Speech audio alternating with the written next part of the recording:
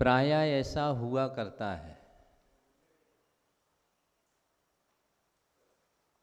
प्रतिदिन हम जिस चीज़ का पाठ किया करते हैं, मान लीजिए कोई प्रतिदिन भक्तांबर का पाठ करता है या कोई प्रतिदिन मेरी भावना का पाठ करता है, लेकिन कभी कभी आपको ऐसा भी घटित हुआ होगा, कोई श्लोक का कोई अर्थ या कोई शब्द से आप उससे इतने प्रभावित हो जाते हैं, वह आपके दिल और दिमाग को इतना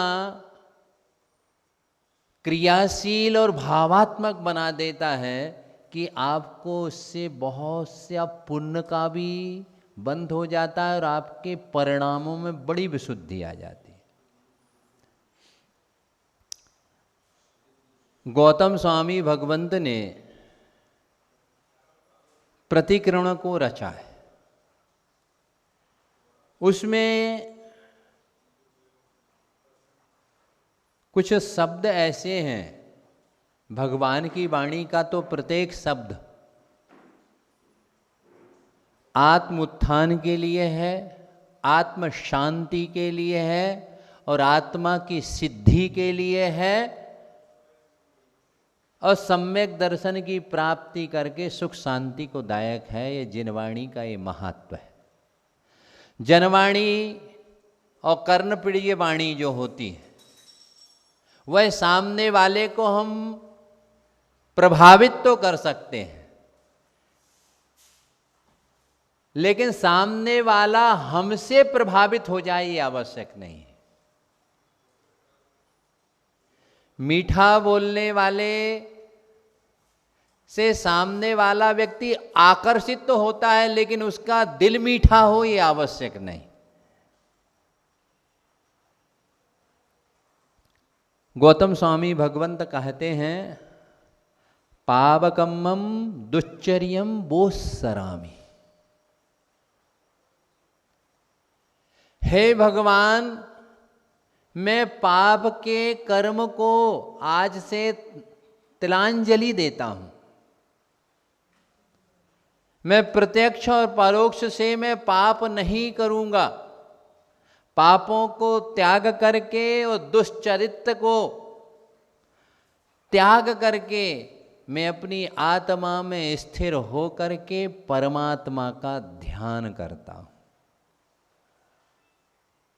यानी कि ये निश्चित है, जिन्हें परमात्मा बनना है, जिन्हें आत्म शांति चाहिए, कर्मों की निर्जरा चाहिए है, संसार से मुक्ति चाहिए हो, उन्हें अपने जीवन में पाप कर्मों को क्रियाओं से नहीं भावों से भी छोड़ना पड़ेगा। और पाप का समर्थन और पाप की मति भी हमारे दिल और दिमाग में नहीं रहना चाहिए। जब हम पापों को छोड़ेंगे तभी हमारे जीवन में दुष्कर्मों से हम विमुक्त हो सकते हैं और हमारे जीवन को हम महान बना सकते हैं। हम पुण्य नहीं करें चलेगा, लेकिन जीवन में पाप तो छोड़ देना चाहिए। हम जीवन में धर्म को करें या ना करें, लेकिन हम अधर्म से एलर्जी और हमारा इंटरेस्ट समाप्त हो जाना चाहिए। यदि ये हो गया तो आपके जीवन में मूलचूल परिवर्तन आएगा। क्यों नहीं आएगा? क्योंकि परिणाम और परिस्थितियां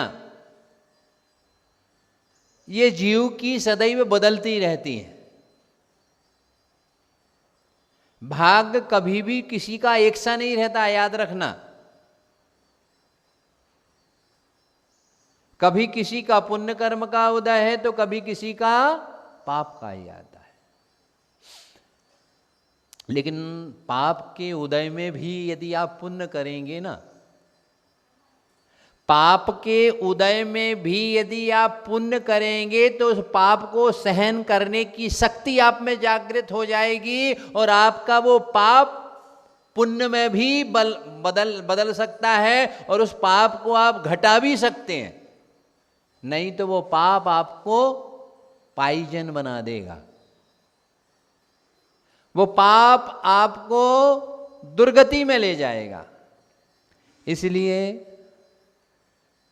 जिनवाणी का जो स्वाध्याय है वह हमारे चित्त की एकाग्रता के लिए और भावों की पवित्रता के लिए सर्वोत्तम एक उपाय है। अभी यहाँ पर लोगों ने शांति भक्ति पढ़ रहे हैं। उस शांति भक्ति पढ़ने के बाद अब उनको प्रारंभ में तो ये बहुत क्लिष्ट है, बहुत डिफिकल्ट है। अब जब वो अच्छे से पढ़ ले रहे हैं तो शांति भक्ति से उन्हें आत्म शांति के साथ मानसिक शांति भी मिलेगी, कर्मों की भी शांति होगी और अपने आप का उसका महत्व समझ सकते हैं जीवन में।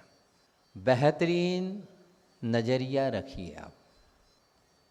जब तक व्यक्ति अपने जीवन में बेहतरीन उसके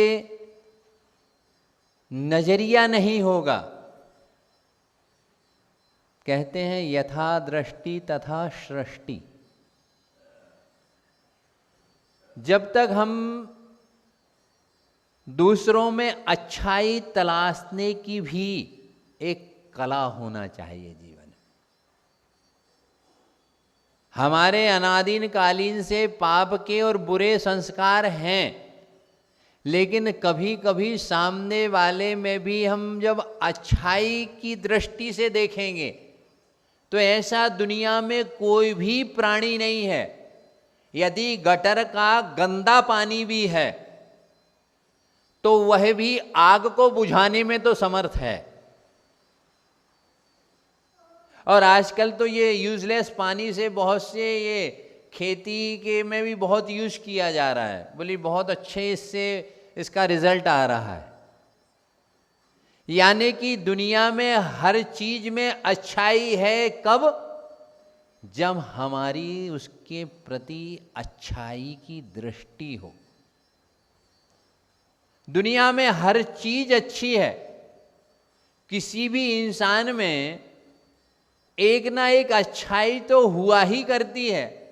एक भिखारी में भी भीख मांगने की जो कला है, कोई करोड़पति में और कोई क्वालिफाइड हाई फाई व्यक्ति में है क्या? वो नहीं है।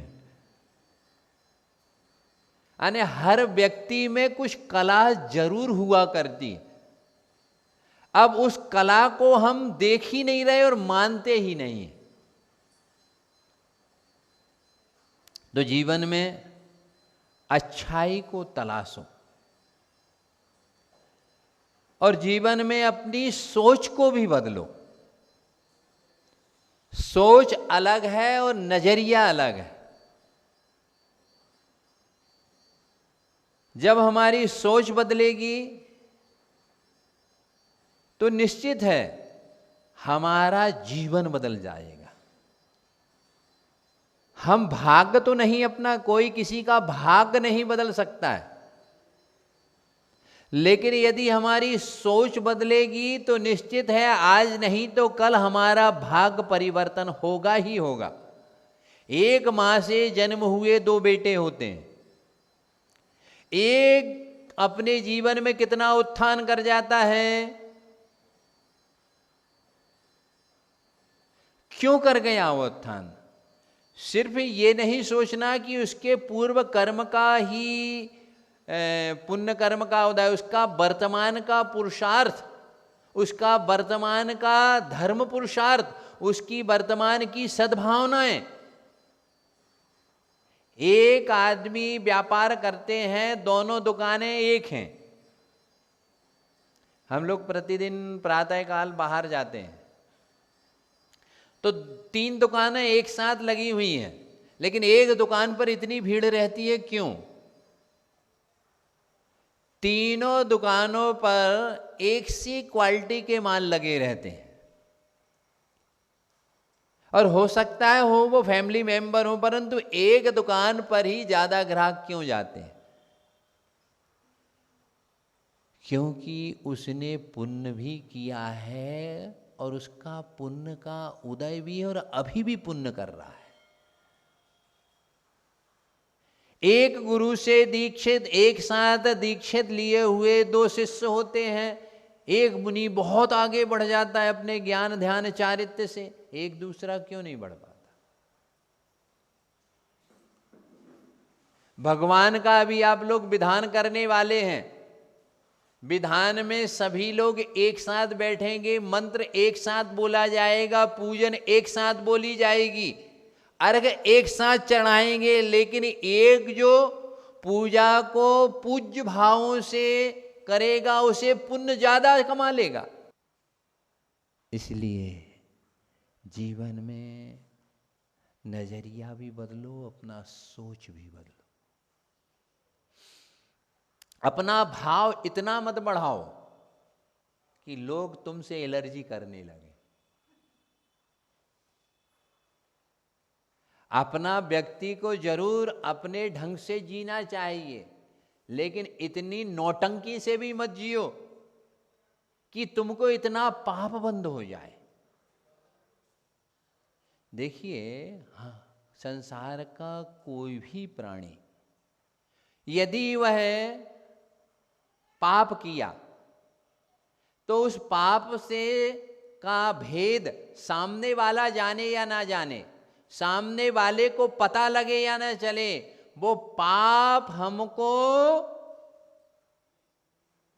दुर्गति में ले जाएगा। इसका दुष्कर्म का प्रभाव संसार के प्रत्येक प्राणी को भोगना ही पड़ेगा।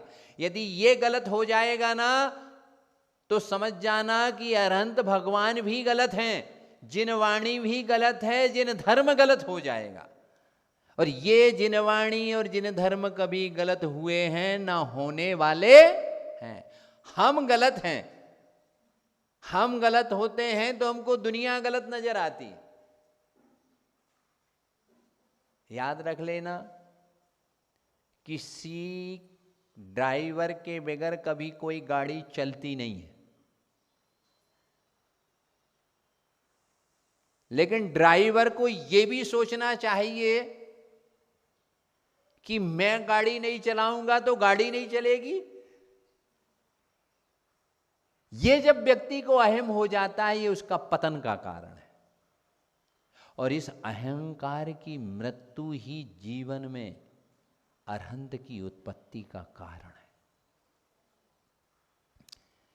तीसरी चौथी बात बोलता हूं, दूसरों में अच्छाई तलाशो, एक बात। दूसरा मैंने कहा अपना बेहतरीन नजरिया रखो। तीसरा अपनी सोच अच्छी रखो। चौथी बात बोलता हूं, अच्छाई देखने की अपनी मानसिकता भी पैदा करो। फूल अच्छा है, ये इसको अच्छाई आपको दिख रही है, लेकिन आपके भाव भी फूल जैसे नरम होना चाहिए, फूल जैसे सुंदर और सुगंधित होना चाहिए। दोनों में बड़ा डिफरेंस है। फूल सुंदर भी होता है और सुगंधित भी होता है, ये बाहर से आपको दिख रहा है। अब जैन धर्म में एक निर्वी चिकित्सा अंग है। 8 अंगों में कौन सा है? निर्वी चिकित्सा। उसमें क्या है, हमारे भाव में ग्लानि नहीं होना चाहिए। तो हमारे भाव भी खोटे नहीं हो। जब हमारे भावों दूषित होंगे ना तो सामने वाली अच्छी चीज भी हमको खराब दिखती है।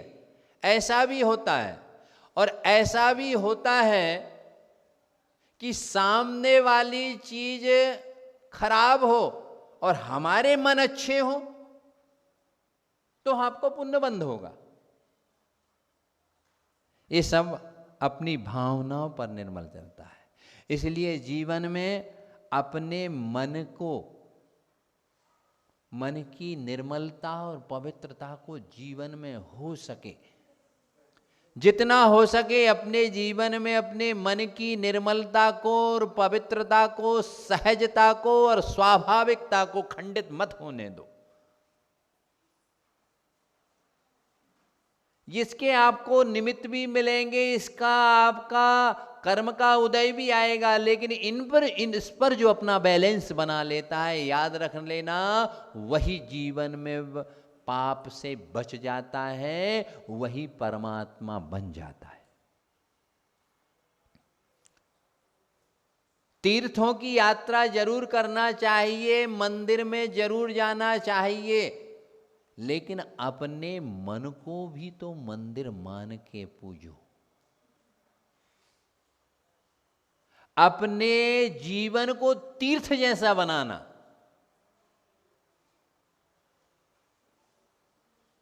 परमात्मा के दर्शन जरूर करना चाहिए, परंतु हमारी आत्मा में भी परमात्मा के दर्शन जो करता है वही सम्यक दृष्टि हो जाता है। भगवान के दर्शन बाह्य रूप से हमारे लिए निमित्त हैं। किसी को पैसा वाला देख के आपकी भावना पैसे वाले की होती है ना, वो भावना कब आपकी सक्सेस होगी? जब आप पुरुषार्थ करेंगे और आपका पुण्य होगा। ऐसे भगवान को दर्शन करके हमारे को भी भगवान बनना है, हम जब ऐसा पुरुषार्थ करेंगे तो निश्चित है हम भगवान बनेंगे। ऐसा क्यों नहीं है? जरूर बन सकते हैं। जीवन में केवल धन का ही महत्व नहीं है। धन जीवन में आवश्यक है, लेकिन धर्म जीवन में अनिवार्य है, नेसेसरी है। धर्म का नेसेसरी है, धन कंपलसरी है। धन नहीं है तो व्यक्ति जीता है ना, लेकिन धर्म नहीं होगा तो शांति से नहीं जी पाएगा। और धन से ही यदि शांति होती है तो सबसे ज्यादा अशांत कौन होते हैं? धन का मूल्य तो है, लेकिन धर्म अमूल्य है। धन से व्यक्ति का महत्व तो बढ़ सकता है, लेकिन धर्म से व्यक्ति महान बनता है। तो जीवन में अपना महत्व भी ग्रस्त में है तो धन कमा के महत्व भी बढ़ाओ, लेकिन धर्म करके ही तुम धन को भोग पाओगे और धन तुम्हारे पास सुरक्षित रहेगा। और उस धन का सदुपयोग कर लेना बहुत बड़ी बात है। मनुष्य जन्म की प्राप्ति होना जितना महत्व रखता है, दुर्लभ लगता है, विशेष है, उससे ज्यादा विशेष क्या है? हमने मनुष्य जन्म को प्राप्त करके उसको कैसे यूज किया है।